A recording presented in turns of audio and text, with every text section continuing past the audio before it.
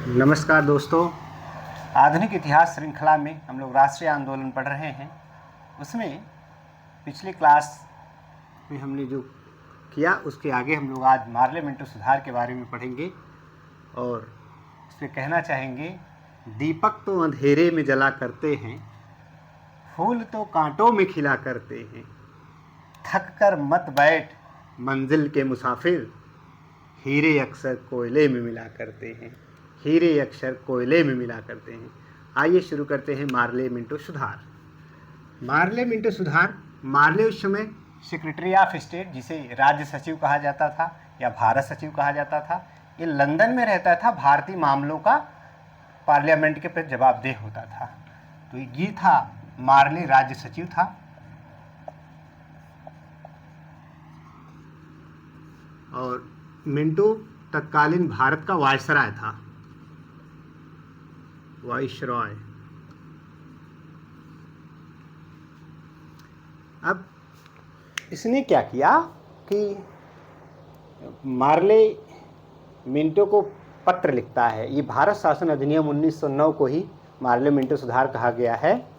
और इसको जब मार्ले चिट्ठी लिखता है और कहता है कि हम भारत में ड्रैगन टीथ बो रहे हैं या नागदंत बो रहे हैं, जिसकी फसल निश्चित ही जहरीली होगी। और वो क्या बो रहे हैं, वो उन बातों को यहाँ पर हम लोग देखेंगे। तो मुसलमानों के लिए पृथक निर्वाचक मंडल की बात की गई। पहली बार मुसलमानों के लिए पृथक निर्वाचक मंडल यहाँ स्वीकार किया गया और मुसलमानों को दोहरा मताधिकार दिया गया। अर्थात एक तो पृथक तथा सांप्रदायिक आधार पर निर्वाचक प्रणाली तैयार की गई, यानी मुसलमानों के लिए सीटें भी आरक्षित की गई और उन सीटों पर केवल मुसलमान ही वोट करेंगे, ये बात की गई। साथ में ये कहा गया कि 3 वर्गों में बांटा गया, सामान्य वर्ग, मुस्लिम वर्ग तथा विशिष्ट वर्ग। विशिष्ट वर्ग में जैसे जमींदार हो गए, आपके विश्वविद्यालय के सदस्य हो गए, व्यापारी हो गए, विशिष्ट वर्ग कहलाता था। और साथ में केंद्रीय विधानमंडल का विस्तार किया गया। केंद्रीय विधानमंडल में पहले सदस्यों की संख्या 16 हुआ करती थी, 16 से बढ़ा करके 60 कर दिया गया तथा 9 मनोनीत सदस्य कर दिए गए। अर्थात अब केंद्रीय विधानमंडल में कुल 69, 16 की जगह 69 सदस्य होंगे। और प्रांतीय विधानमंडलों को 2 भागों में बांटा गया। एक जो बड़े प्रांत जिसमें सदस्यों की संख्या 50 होती थी, छोटे प्रांत जिसमें सदस्यों की संख्या 30 हुआ करती थी। तो इस प्रकार पहली बार भारतीय प्रतिनिधित्व इसमें मिलता है, भारतीय प्रतिनिधि भी शामिल होते हैं। और इस अधिनियम के तहत पूरक प्रश्न पूछने, प्रस्ताव पेश करने, बजट पर बहस करने का अधिकार दिया गया। साथ में लेकिन विदेशी मामलों और देशी राज्यों के मामले में प्रश्न करने का अधिकार नहीं था। इसलिए इसे मार्ले मिंटो सुधार के रूप में जाना जाता है। और चूँकि इसने संप्रदायवाद का जहर बोया, इसलिए मिंटो को संप्रदायवाद का जनक कहा जाता है। तो बातें हम लोग थोड़ी थोड़ी लिख लें कि पहली बात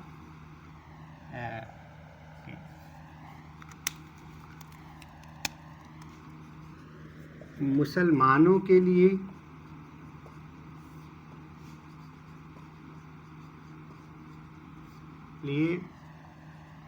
पृथक निर्वाचन मंडल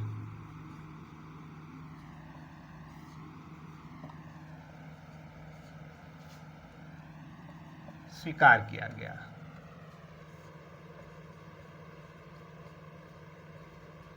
ये भारत शासन अधिनियम 1909 के तहत। दूसरी बात कि मुसलमानों को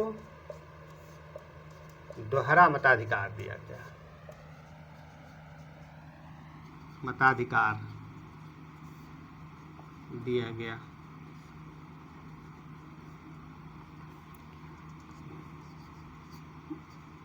मुसलमानों के लिए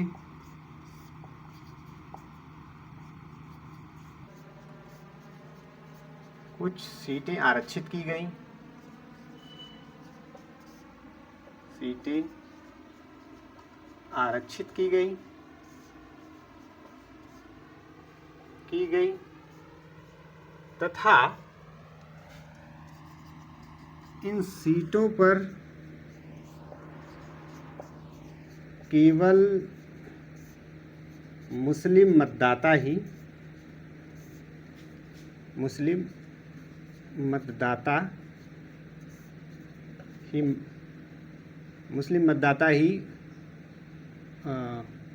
अपना मतदान कर सकते थे।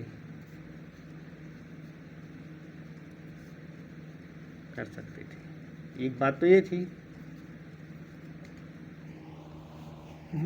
जो तीसरा पॉइंट था, जो कि ये पूरा निर्वाचक मंडल या कहें पूरे उस समय जो व्यवस्था थी, 3 भागों में बांटा गया, 3 वर्गों में बांटा गया। 3 वर्ग उस समय कौन कौन से बने? पहला वर्ग था सामान्य वर्ग, दूसरा मुस्लिम वर्ग, और जो तीसरा था विशिष्ट वर्ग।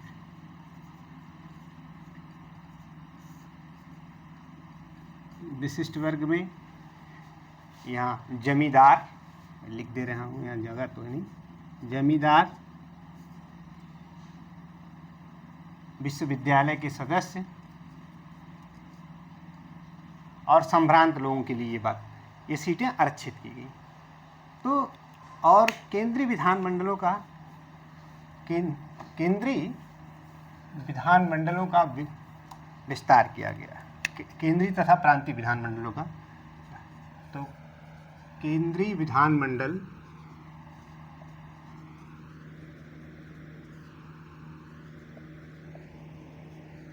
का विस्तार किया गया। विस्तार का मतलब सदस्यों की संख्या बढ़ाई गई। तो सदस्यों की संख्या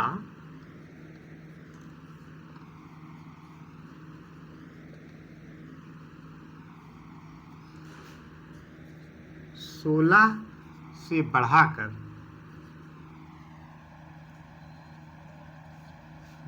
60 निर्वाचित। ये निर्वाचन अप्रत्यक्ष तरीके से होता था तथा 9 मनोनीत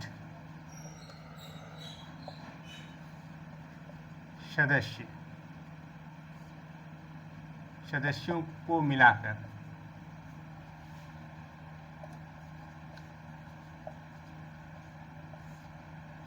69 कर दी गई।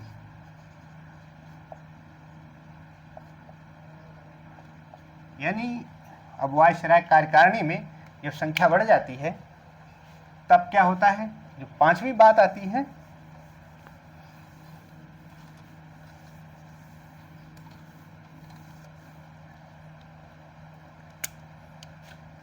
प्रांत। अच्छा, ये जो संख्या बढ़ी, यहाँ पे एक मैं नोट यहाँ पे कर ही देता हूँ।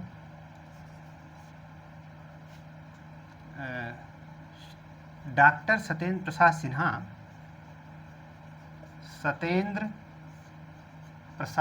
सिन्हा केंद्रीय विधानमंडल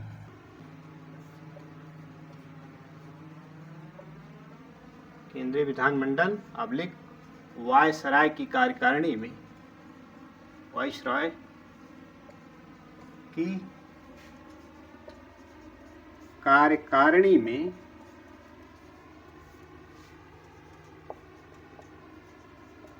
विधि सदस्य के रूप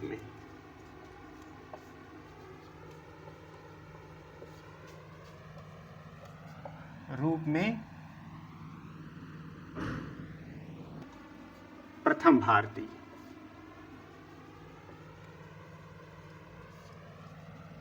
बनी। और इससे पहले भी एक और नोट बनता है कि सैयद के.जी. गुप्ता और सैयद हुसैन बिलग्रामी, के.जी. गुप्ता तथा बिलग्राम हुई जो कन्नौज है, सैयद हुसैन बिलग्रामी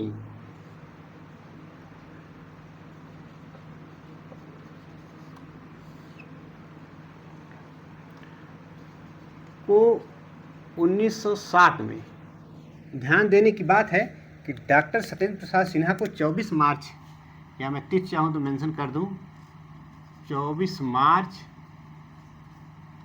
1909 को इनको शामिल किया गया, जबकि केजी गुप्ता तथा सैयद हुसैन बिलग्रामी को 1907 में राज्य सचिव लंदन में स्थित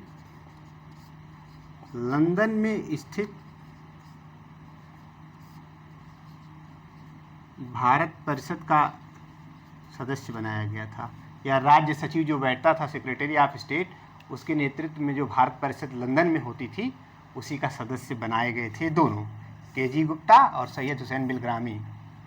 भारत परिषद लंदन में स्थित भारत परिषद का सदस्य बनाया गया था।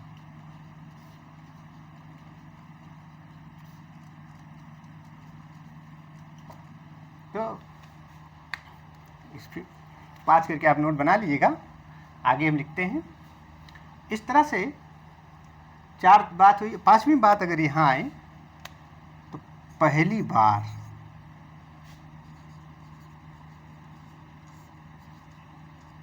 बार पूरा प्रश्न पूछने,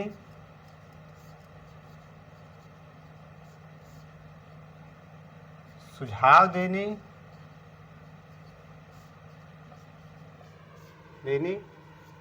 तथा बजट पर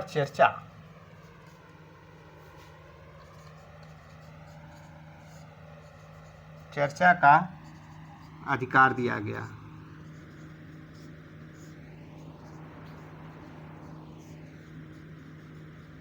ये तो देखिए सुधार, जाहिर बात सुधार नजर आ रहा है, लेकिन जो इसने संप्रदायवाद का बीज बोया वो सुधार नहीं था, बल्कि हिंदू मुस्लिम के बीच दरार थी।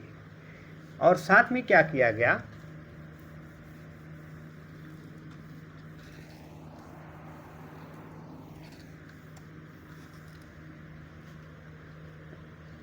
परंतु यहाँ पे एक बात ये है कि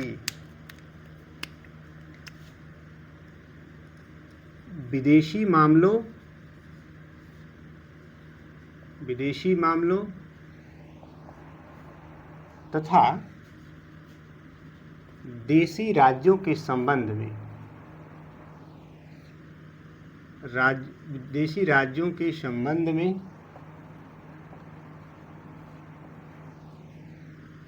प्रश्न पूछने का अधिकार नहीं,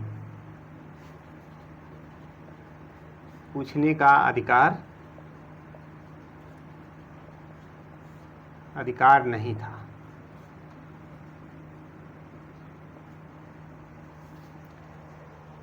सारा अधिकार दिया गया, लेकिन इस मामले में अधिकार नहीं दिया जाता है। तो आगे फिर वो मार्ले चिट्ठी में लिखता है क्या,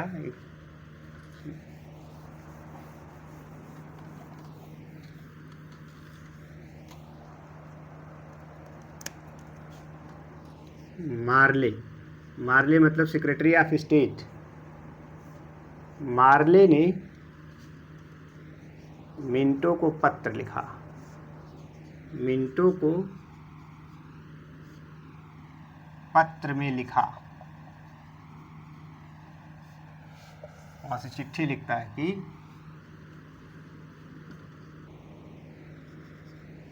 हम भारत में ड्रैगन टीथ या नागदंत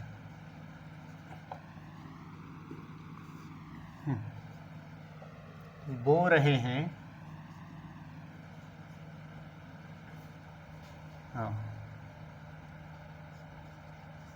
जिसकी फसल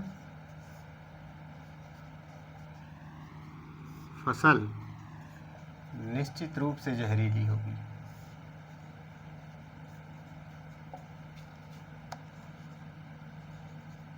जहरीली होगी।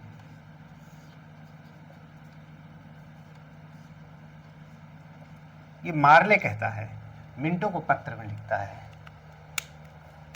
और मिंटो कहता है, मिंटो का कथन है, लॉर्ड मिंटो कहता है कि यदि इन सुधारों से जरा भी फायदा हुआ भारतीयों को तो मैं इन सुधारों को मानने के लिए तैयार नहीं हूं।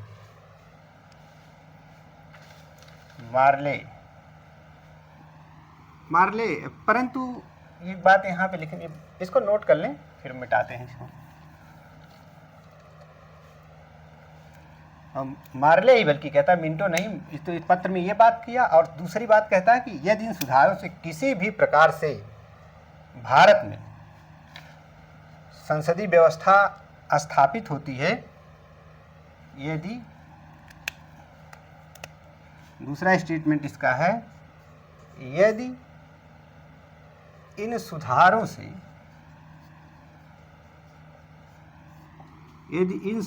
से भारत में किसी भी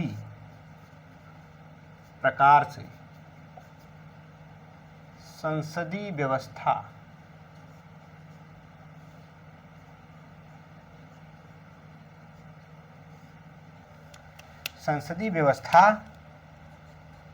स्थापित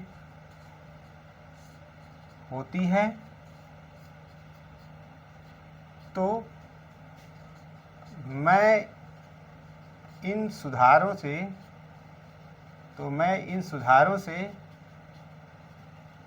कोई भी नाता रखने के लिए तैयार नहीं हूँ। कोई भी नाता या संबंध रखने के लिए तैयार नहीं हूँ।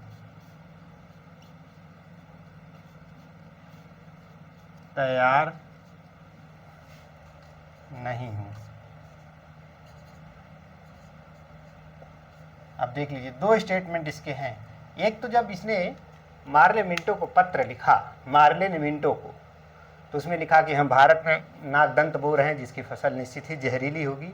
और दूसरा कहता है कि अगर इन सुधारों से भारत में जरा सा भी प्रजातंत्र की बहाली होती है या संसदीय व्यवस्था बहाल होती है तो मैं इन सुधारों से नाता रखने के लिए बाध्य नहीं हूँ, अर्थात मैं इन सुधारों को नहीं मानूंगा। तो हालांकि अंग्रेजों द्वारा भारत में यह नए संवैधानिक प्रयोगों में यह बहुत अल्पकालिक था, बहुत कम समय के लिए चला। और इस पे रैमजे मैकडोनाल्ड जो प्रधानमंत्री बना था चल के, रैमजे मैकडोनाल्ड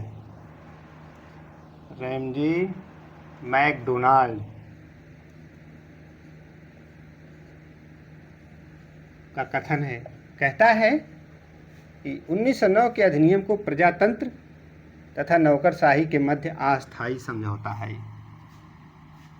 1909 का अधिनियम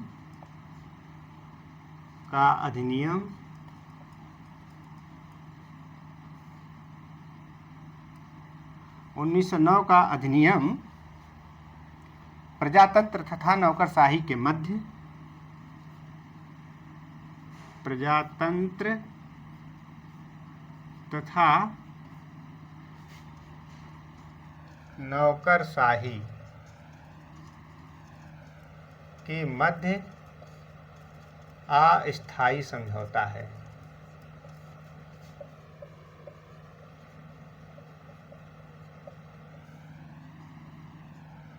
ये वाली बात बहुत बार पूछी गई, तो इनको याद रखेंगे आप लोग पॉइंट को। और इसको नोट कर लें।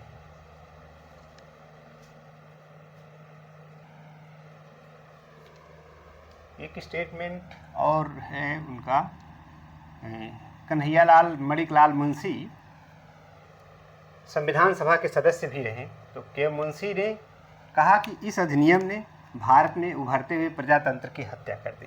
तो एक स्टेटमेंट इनका भी लिख लेते हैं, शायद आप इसको लिख लिए होंगे। तो कन्हैयालाल मणिकलाल मुंशी, के एम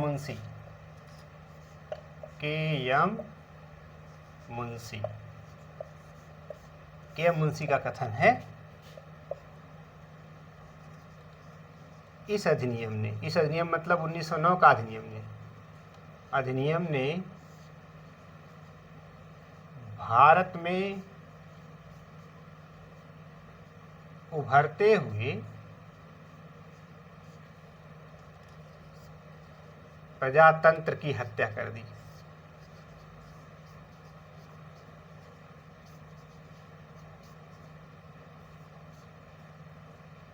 इनके वाक्य आपको बहुत पढ़ने को मिलेंगे। कन्हैयालाल मणिकलाल मुंशी भारत में महोत्सव की शुरुआत इन्होंने ही की थी। ये संविधान सभा के प्रारूप समिति के सदस्य भी रहे हैं। तमाम चर्चा हम लोग आगे इस पर करेंगे, लेकिन इन बातों को याद रखना होगा। तो अब भारत शासन अधिनियम की ये बातें थी।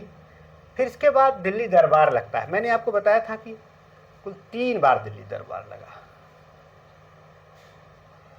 एक लॉर्ड लिट्टन के ज़माने में 1877 में लगा, फिर लॉर्ड कर्जन के ज़माने में लगा, और फिर लॉर्ड हार्डिंग के समय 3 बार दिल्ली दरबार लगा। तो ये तीसरा दिल्ली दरबार लगता है, जिसमें दिल्ली को, बंगाल विभाजन को रद्द किया जाता है और कलकत्ता की जगह पर दिल्ली को भारत की राजधानी बनाया जाता है।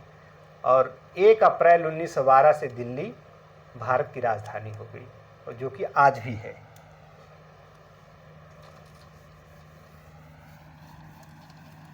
दिल्ली दरबार 1911।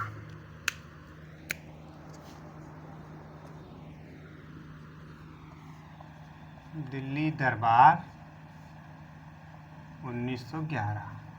कुल 3 दिल्ली दरबार लगे थे, हमने चर्चा कर ही लिया। 1911, और इस समय तत्कालीन वायसराय जो था, तत्कालीन वायसराय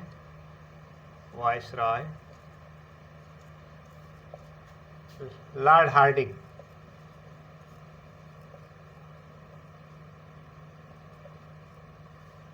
लॉर्ड हार्डिंग सेकंड था, लॉर्ड हार्डिंग द्वितीय।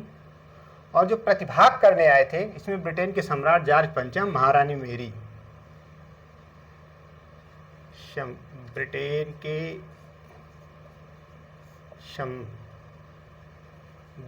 के सम्राट जॉर्ज पंचम,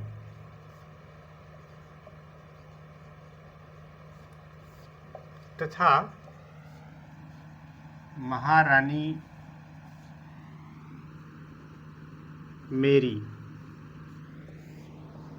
ने प्रतिभाग किया।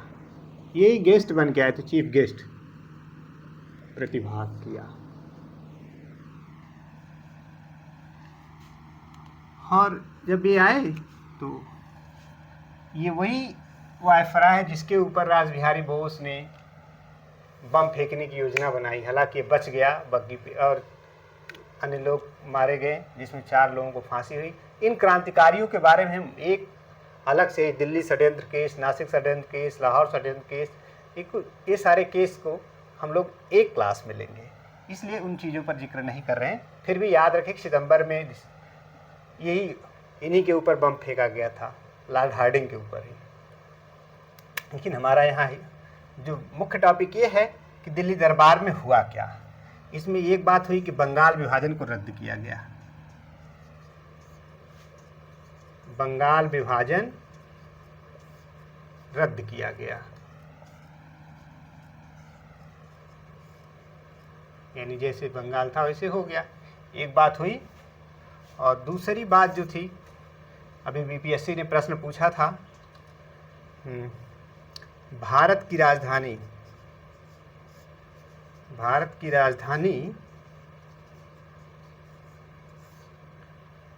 कलकत्ता से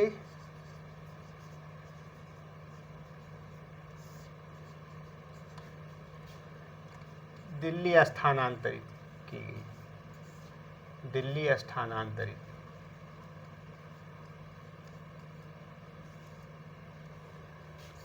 की गई की घोषणा की गई, और 1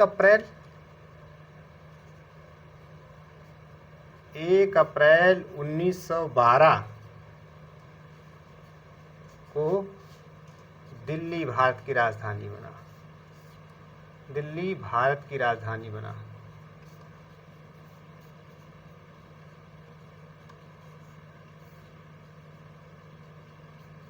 बिहार पीसीएस में इस बार 17वीं बीपीएससी में सवाल पूछा गया है। तो इसके बाद इन तथ्यों को देखते हुए देखा कि दिल्ली राजधानी बनी और इसमें जो मेन बिंदु है, जैसे सैयद हुसैन बिलग्रामी, केजी गुप्ता और सत्येंद्र प्रसाद सिन्हा की बातें याद रखेंगे, जो स्टेटमेंट दिए हैं लोगों ने उसको याद रखेंगे। फिर हम लोग अगले टॉपिक की तरफ बढ़ते हैं। तो एक प्रकरण हम लोग शुरू करेंगे, कामागाटा मारू। कामागाटा मारू प्रकरण क्या है, जरा देखें इसको। कामागाटा मारू।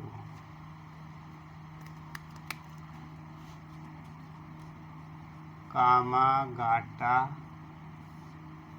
मारू प्रकरण और एक घटना है 1914 की।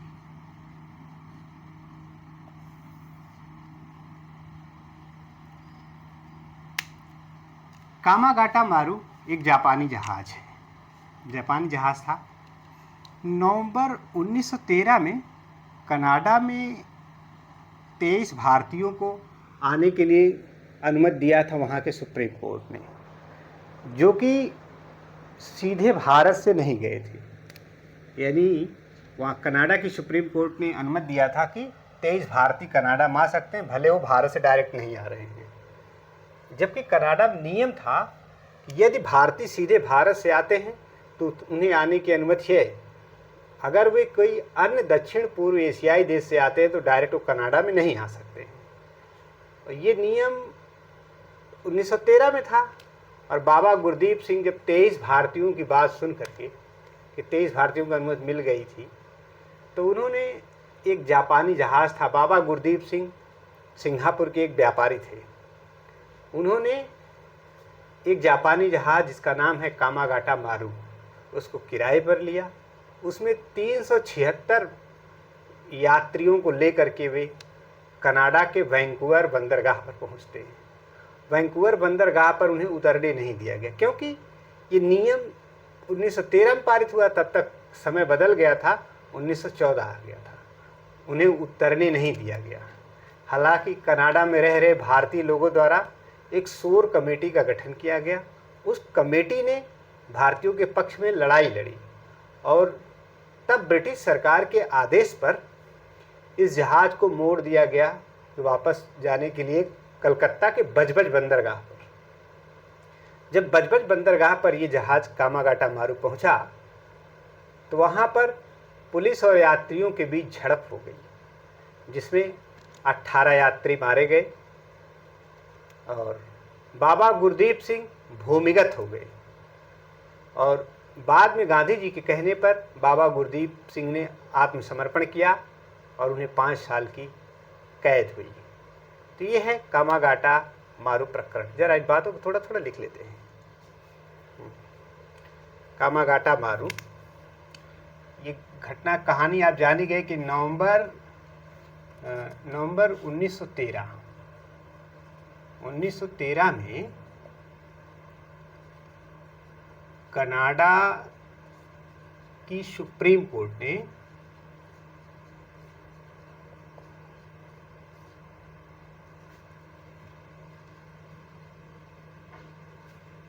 तेईस भारतीयों को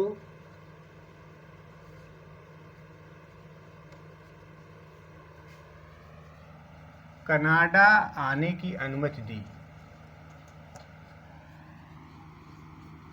अनुमति प्रदान की।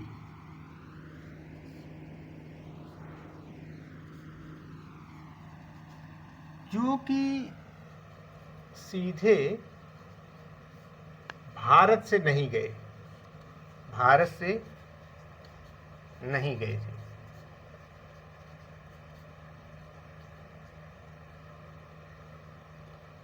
यद्यप मैंने बता दिया इस नियम को लिखने की जरूरत नहीं, बस कहानी सुन लीजिए कि कनाडा में नियम था यदि भारतीय सीधे भारत से आते हैं तब तो आए, यदि अन्य दक्षिण पूर्व एशियाई देश से आते हैं तो वहां आने का प्रावधान नहीं था। इसलिए ये नियम हुआ था क्योंकि वहां भी ब्रिटिश रूल था। तो एक सिंगापुर के व्यापारी थे बाबा गुरदीप सिंह।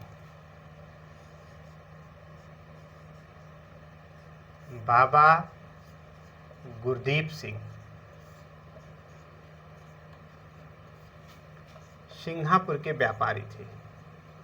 सिंगापुर के व्यापारी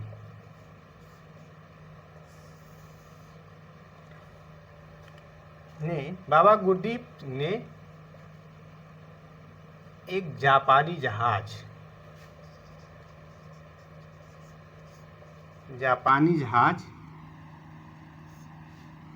जिसका नाम था कामागाटा मारू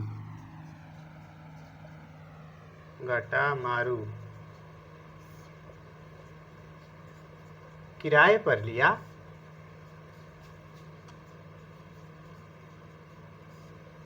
और 376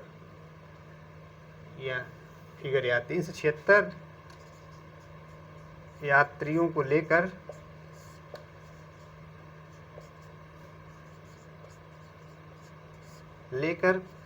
कनाडा के वैंकूवर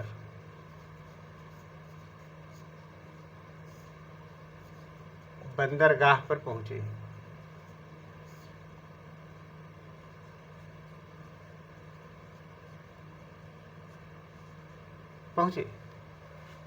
परंतु उन्हें उतरने नहीं दिया गया।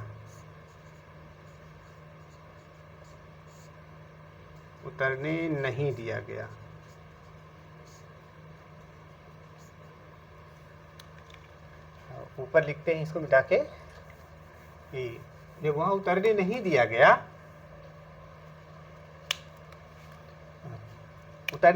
गया तो इसके प्रतिक्रिया में या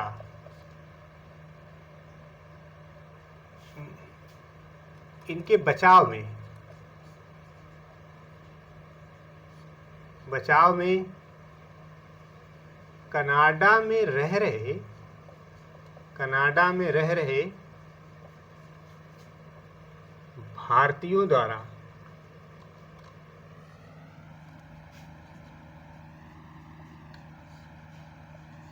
शोर कमेटी, ये याद रखना होगा, शोर कमेटी का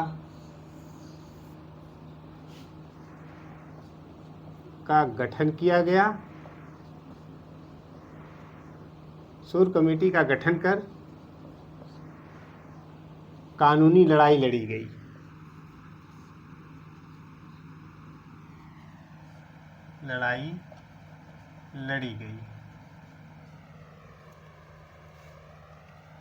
अब इसके बाद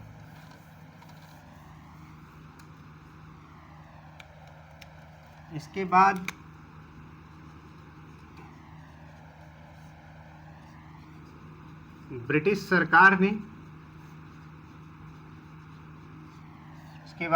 सरकार ने जहाज को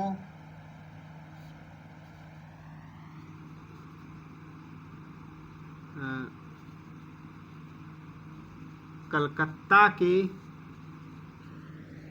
बजबज बंदरगाह बहुत फेमस है, बजबज बंदरगाह पर जाने की अनुमति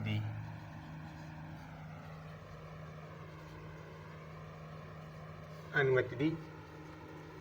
लेकिन जब ये बजबज बंदरगाह पहुंचा तो बजबज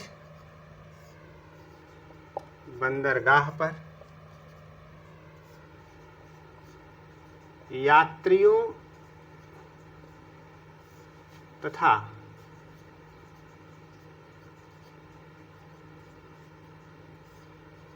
पुलिस की झड़प में 18 यात्री मारे गए।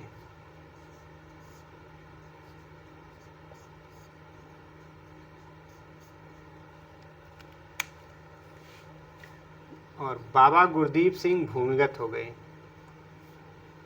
बाबा गुरदीप सिंह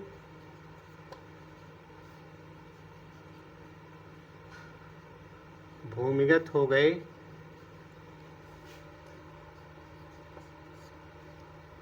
परंतु बाद में गांधी जी के कहने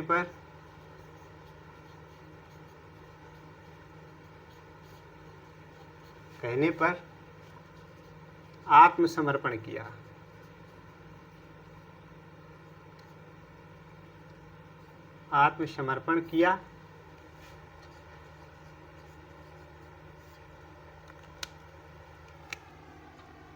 तथा 5 वर्ष की कैद हुई।